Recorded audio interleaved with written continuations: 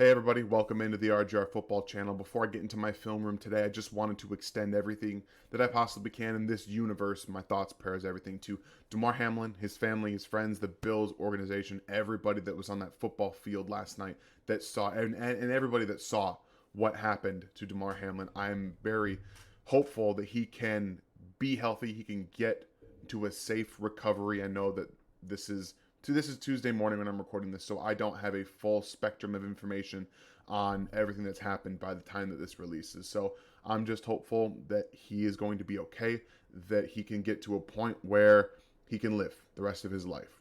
Don't worry about football. It's not about football for him. It's about getting safe recovery. That's all I care about.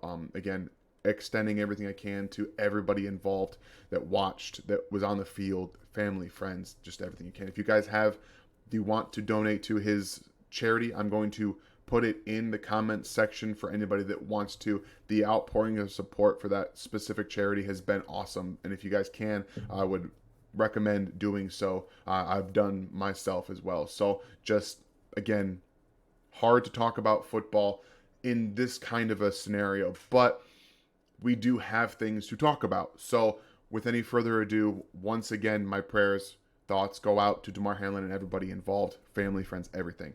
We are going to get into a film room today, one last, time before the final game of the season. And the Kansas City Chiefs played the Broncos. There was a lot of back and forth in this game. Again, execution problems on offense we will get into. But a lot of rookies playing a lot of key snaps, a lot of key moments in these games.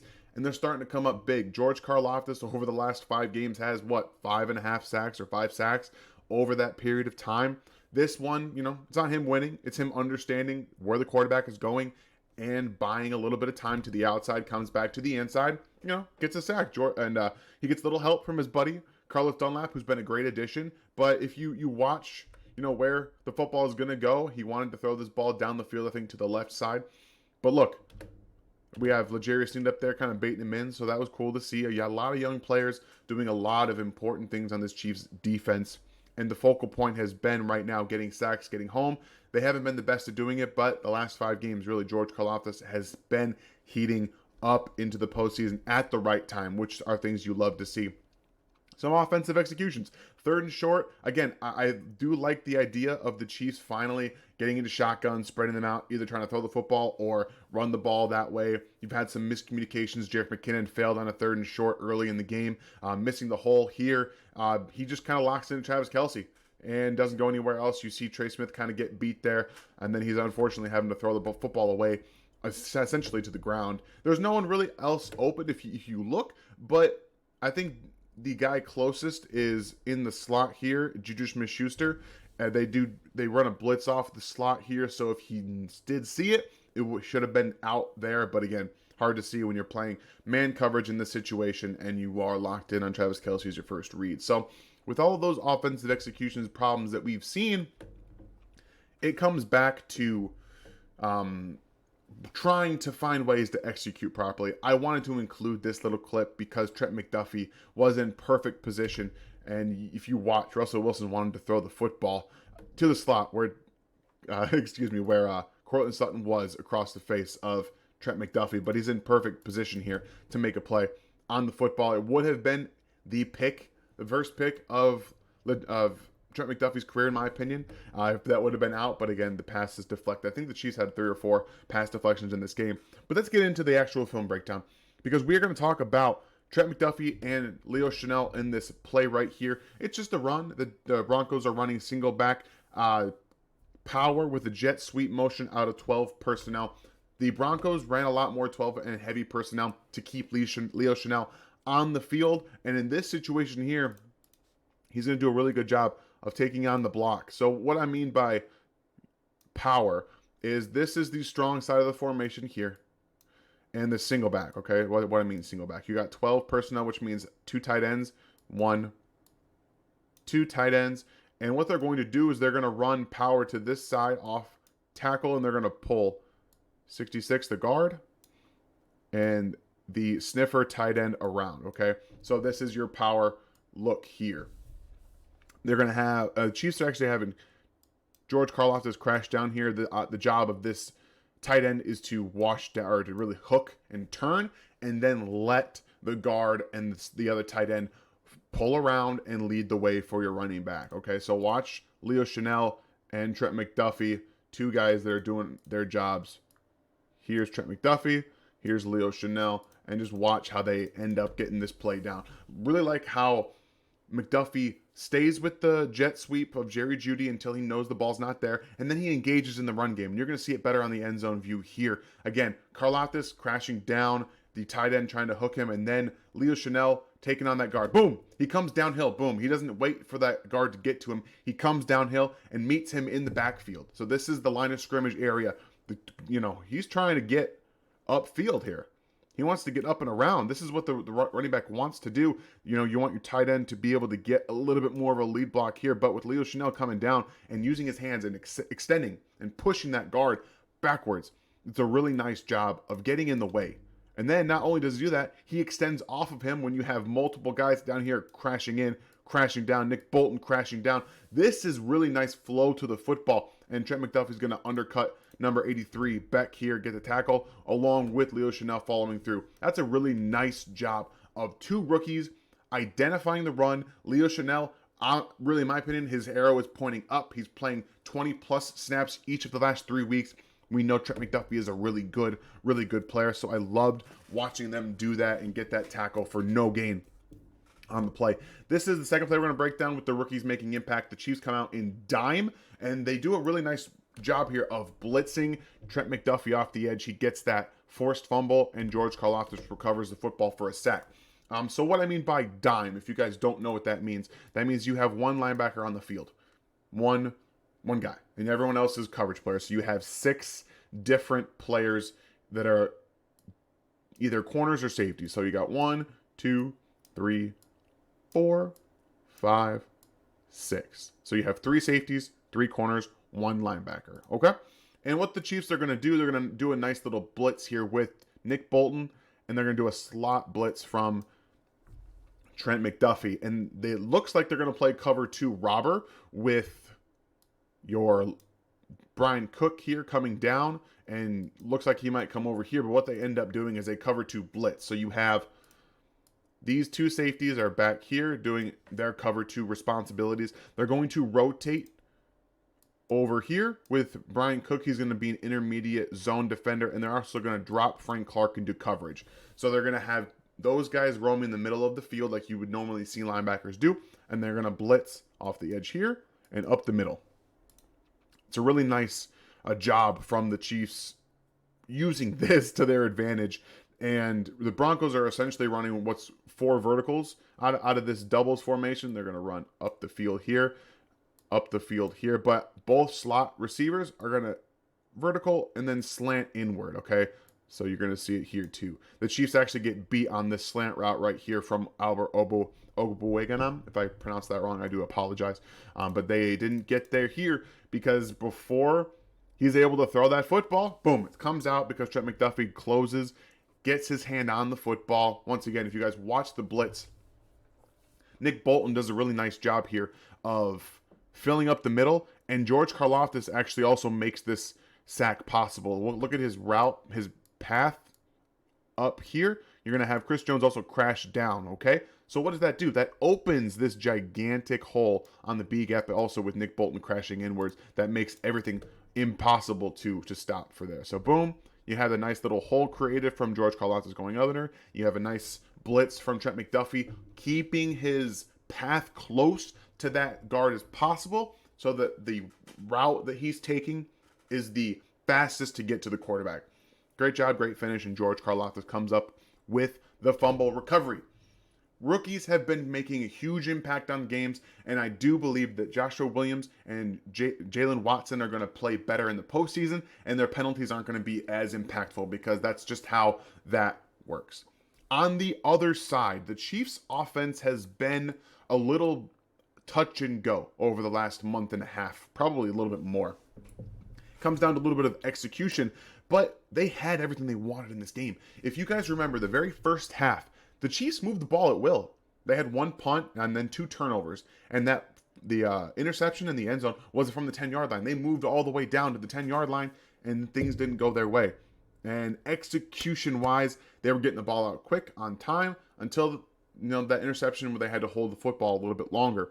And right here, the Chiefs come out in an empty formation, and they're going to attack the Broncos down the field, okay? I thought this was a drop initially. Turns out Patrick just missed Sky Moore. All right. Yes, it was technically still a drop, but that ball needs to be out in front of Sky. There's nothing impacting the throw here. And when you see it, you'll know you just have a little hitch route from Isaiah Pacheco out wide here.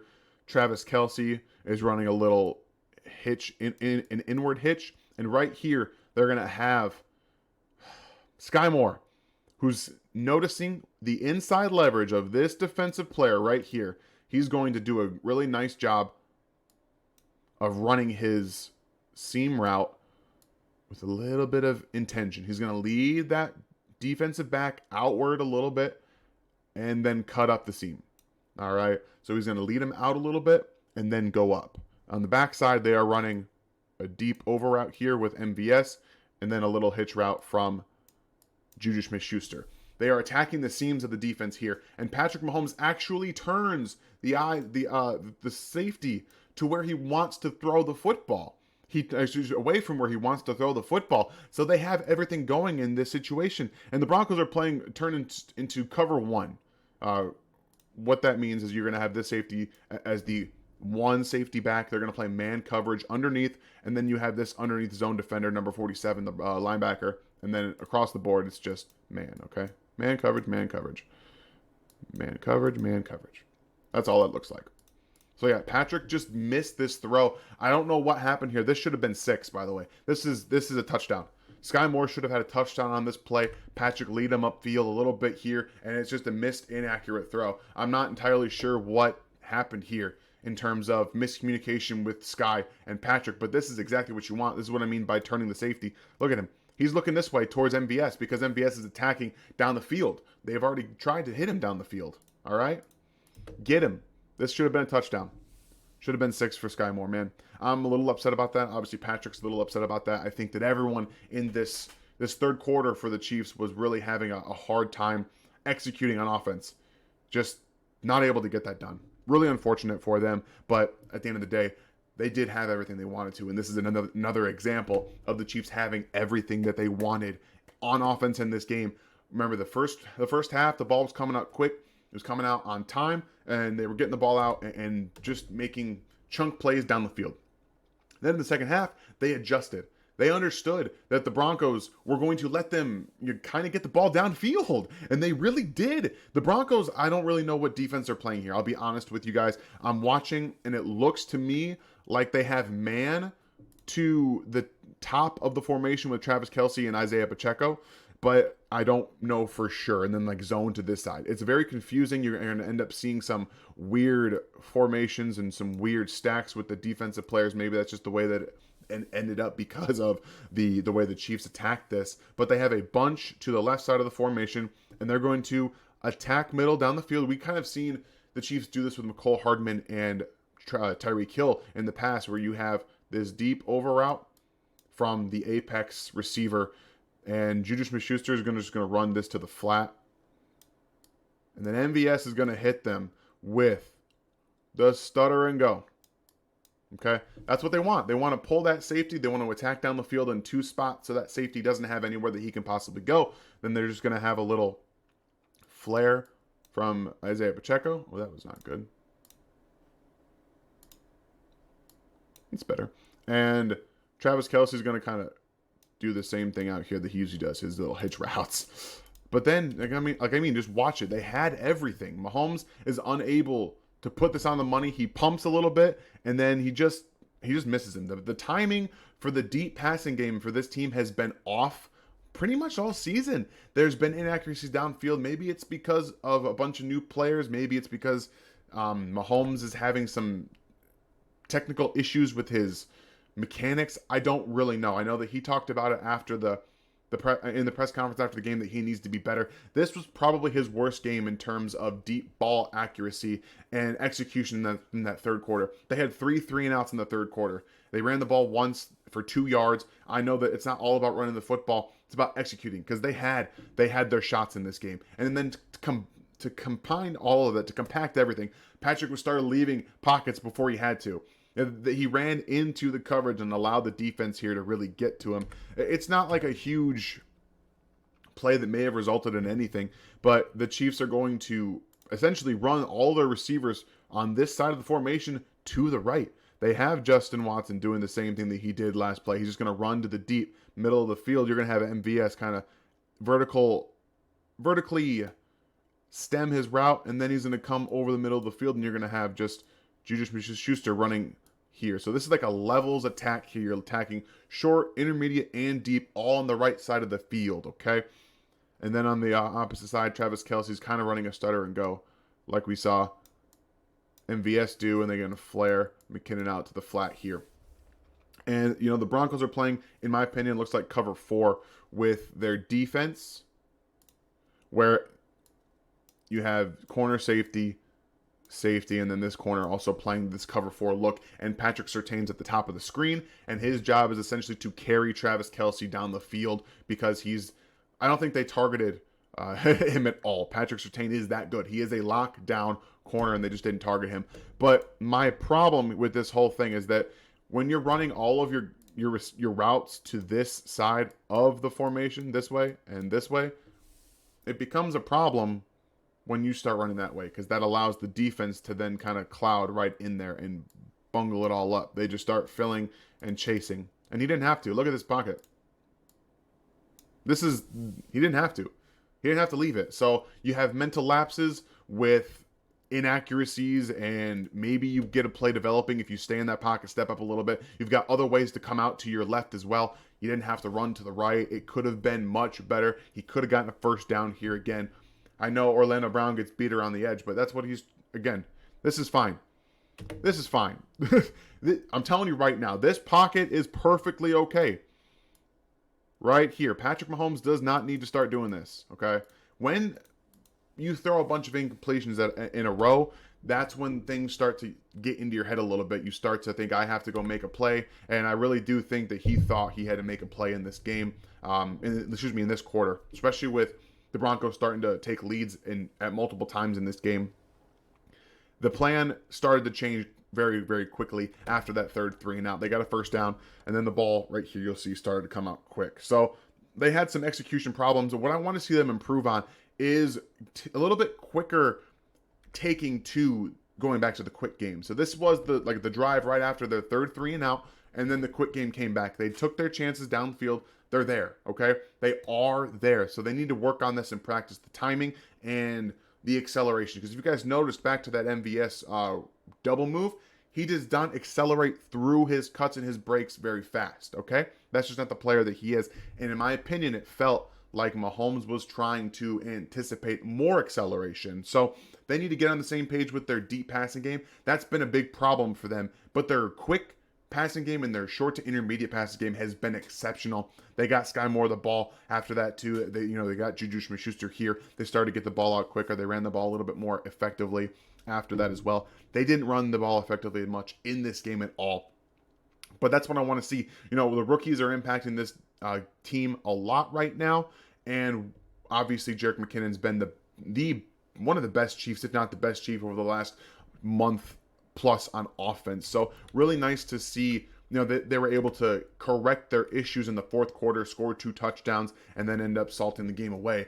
But that's what we all wanted to talk about. The rookies having impact on defense, Isaiah Pacheco on offense, and then the problems they've been having with inconsistencies on their offense when they seem to start to bang their head against a wall running the same stuff over and over. But that's why I wanted to show you these plays where the reason they kept running them is because they were working. They had guys open. Then you just see mental miscues, mental mistakes, some drops, some inaccurate throws, and then everything starts to unfold and unravel and go downhill after that. So I do think it's all going to be there for them. They just got to work a little bit harder in practice and get the timing down, and they're going to start hitting these chunk plays everything's going to be okay. I promise. I know it doesn't feel like it right now, but I wanted to give you a little bit of optimism because they did figure it out. They do have those plays working against one of the better defenses in the NFL, in the Denver Broncos. They're going to be able to do that all the way through. So, without any further ado, this was the Film Room. I do think that Jerick McKinnon's going to continue to score touchdowns. He's just an absolute monster. I'd love to see some wide receivers start catching more touchdowns for this team. But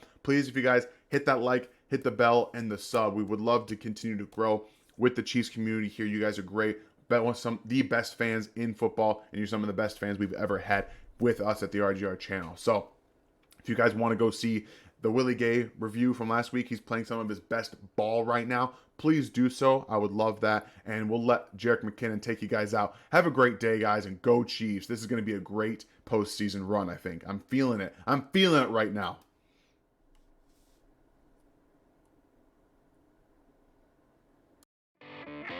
Thanks for watching this video from the team at RGR Football. Click these videos to see more and subscribe to RGR Football.